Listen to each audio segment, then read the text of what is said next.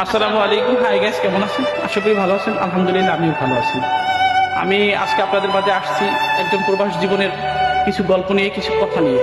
তো চলুন গাইস, কথা না বাড়িয়ে আমি চলে যাচ্ছি সেই ভাইয়ের কাছে। তার জীবনে, প্রবাস জীবনে কেমন কাটছে এবং সে কতটা ভালো আছে সেই সম্বন্ধে একটু জানি।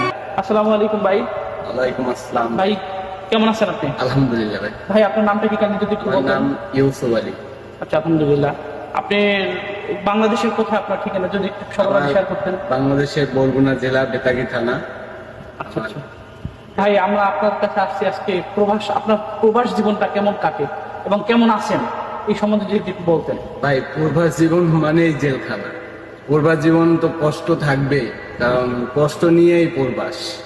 কারণ 12 ঘন্টা ডিউটি করি, আচ্ছা আচ্ছা। আইসে রান্না করে খাইতে হয়, প্রচুর, তারপর বাড়িতে একটু কথা বলতে হয়, তারপর আবার সকাল 7টা থেকে আবার ডিউটিতে যাইতে হয়। সকাল 7টায় ডিউটি যাইতে হলে সকাল 5টায় ঘুম থেকে জাগতে হয়।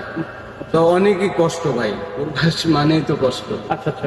ভাই আর একটা যদি জানতে চাচ্ছি, আপনার দেশ এবং দেশের মানুষের প্রতি আপনার ভালোবাসাটা কতটুকু এবং তাদের উদ্দেশ্যে যদি কিছু বলেন আপনি। ভাই, যেটা আমার জন্মভূমি, যেটা আমার মাতৃভূমি, যেখানে আমার বাবা মা, আত্মীয় স্বজন, গ্রামের বা দেশের মানুষ আছে, তাদের কাছে তো তাদের জন্য তো ভালোবাসা থাকবেই। তাদের কথাই তো মনে পড়ে সবসময়। সবচেয়ে সর্বোপরি প্রবাস মানেই তো কষ্ট। তো বেশি কষ্ট হয় যখন দেশের মানুষের বা আত্মীয় স্বজন, বাবা মায়ের কথা মনে পড়ে, তখন সবচেয়ে বেশি কষ্ট হয়। আচ্ছা আচ্ছা। তো সর্বোপরি আমরা বুঝতে পারলাম ভাইয়ের জীবনে আসলে প্রবাস জীবনে অনেক কষ্টের। তখন যখন দেশের এবং দেশের মানুষের কথা মনে পড়ে তখনই। ভাই, এই প্রবাস জীবনে অনেকেই আসতে চাচ্ছে নতুন করে, তো তাদের উদ্দেশ্যে আপনার কিছু বলার আছে কিনা? ভাই, এখানে সব দিক থেকে বিবেচনা করেই বলা যায় যে প্রবাস মানেই তো জেলখানা।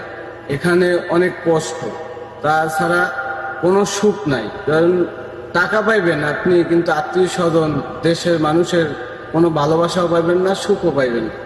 তারপরে যে তো ধন্যবাদ ভাই, আপনার সাথে কথা বলে ভালোই লাগলো। আমরা দোয়া করি আপনার জন্য, আমাদের জন্য দোয়া করবেন। আপনার প্রবাস জীবন ভালো কাটুক, সুখে থাকুক, আমরা সবসময় আনন্দময় থাকুন, মুখে হাসি থাকুক, সেই প্রত্যাশায় আপনার থেকে বিদায় নিলাম। ধন্যবাদ।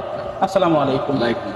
তো গাইস, চলুন আমরা ভাইয়ের সাথে কথা বলে যা বুঝতে পারলাম, যা জানতে পারলাম, সেটা হলো প্রবাস জীবন আসলে অনেক কষ্টের, অনেক বেদনাদায়ক।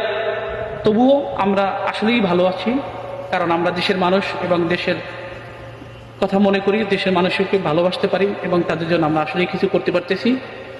তো আপনাদের উদ্দেশ্যে আমার মেসেজ থাকবে এবং অনুরোধ থাকবে, যারাই নতুন করে আসতে যাচ্ছেন প্রবাস জীবনে, অবশ্যই কোম্পানি সম্বন্ধে জানবেন এবং আকামা সম্বন্ধে যাবেন। এবং আপনাদের কাছে বিশেষভাবে অনুরোধ থাকবে, একটা কাজ শিখুন, কাজের মাধ্যমে আপনারা কোম্পানির সাথে কন্ট্যাক্ট করে তারপরে নতুনভাবে আসার চেষ্টা করুন। সেই প্রত্যাশায় আজকের মতো এখানেই বিদায় নিচ্ছি। খোদা হাফেজ।